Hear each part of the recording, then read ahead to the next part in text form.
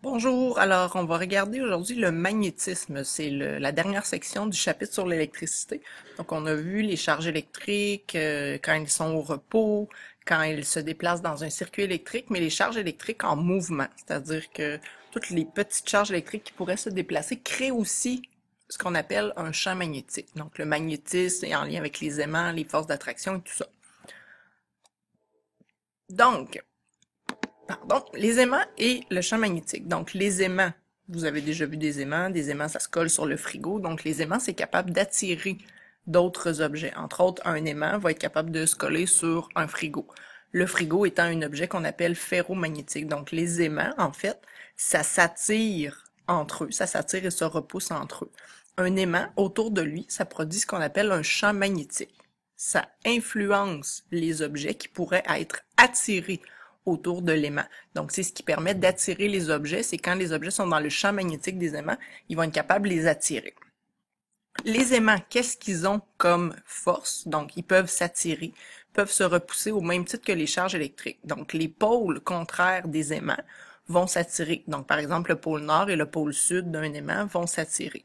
Les pôles nord entre eux vont se repousser et les pôles sud entre eux vont se repousser. Donc, les aimants peuvent exercer deux types de forces au même titre que les forces électriques, soit de l'attraction, soit de la répulsion, qui est un peu le même principe. Les aimants ont tous des pôles nord et des pôles sud à chacune de leurs extrémités. De quoi a l'air le champ magnétique d'un aimant? Donc ça, on va faire ça en laboratoire prochainement.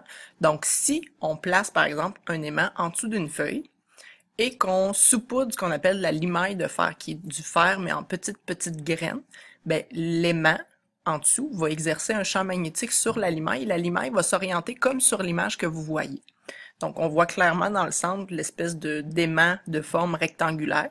On voit le pôle nord, on voit le pôle sud, et autour, ce que vous voyez, toutes les petites lignes noires, c'est le champ magnétique de l'aimant. Ça ressemble à une espèce de bonbon, si vous voulez, sur lequel les extrémités sont attachées.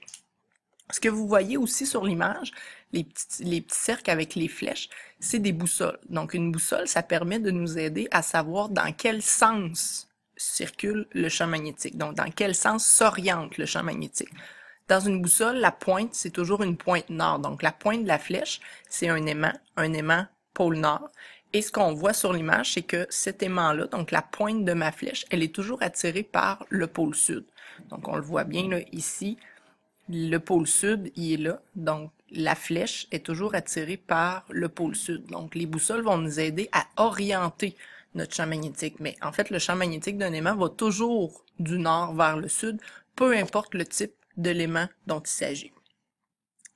Il existe différents types de substances qui peuvent être attirées ou repoussées par des aimants. Donc, on peut les classer en trois catégories. Les substances magnétiques, qui sont littéralement des aimants. Donc, les aimants, entre eux, peuvent s'attirer ou se repousser. Par exemple, la magnétite, qui est à l'origine du magnétisme, c'est une roche qu'on a trouvée dans le sol et qu'on s'est rendu compte que cette roche-là, elle était aimantée, qu'elle était capable d'attirer divers objets. Tous les types d'aimants que vous pouvez connaître et l'aiguille d'une boussole, ça, c'est des substances qui sont magnétiques, c'est-à-dire qui sont capables de s'attirer ou de se repousser entre elles selon le pôle nord ou le pôle sud de l'aimant.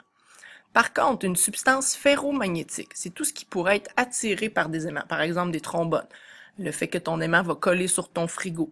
Souvent, tout ce qui contient, entre autres, du fer, ben, ça va être attiré par des aimants. Donc, les substances ferromagnétiques, c'est ce qui va être attiré par des aimants, mais sans avoir la possibilité de repousser les aimants. Donc, les substances ferromagnétiques sont juste attirées, vont coller sur les aimants.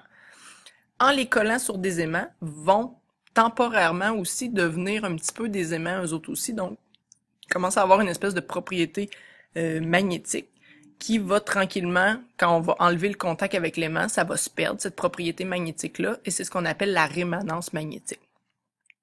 Les propriétés ferromagnétiques sont principalement pour le fer, le nickel et le cobalt, qui sont trois éléments dans le tableau périodique, et leurs alliages, ça veut dire les mélanges, donc les mélanges de métaux qui contiennent ces trois métaux-là.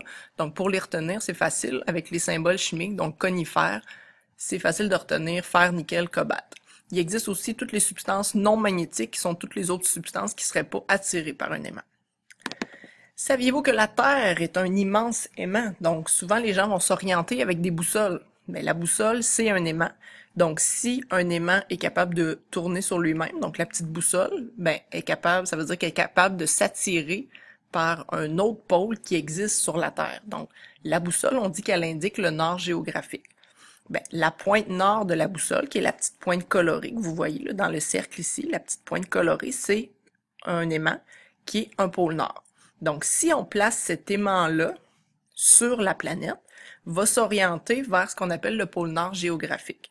Le pôle nord géographique, il y a une distinction à faire entre l'endroit, mais la Terre, dans le centre de la Terre, c'est comme s'il y avait un gros aimant qui est là.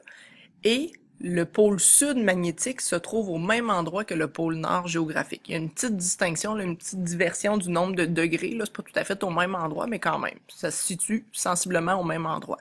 Donc, le pôle nord géographique de la Terre est en fait un pôle sud magnétique. Comment on le sait? C'est parce que la pointe nord de notre boussole va nous indiquer le nord géographique. Mais le nord géographique, c'est un endroit, tandis que le pôle sud magnétique, c'est comme le pôle sud de la Terre qui est un immense aimant.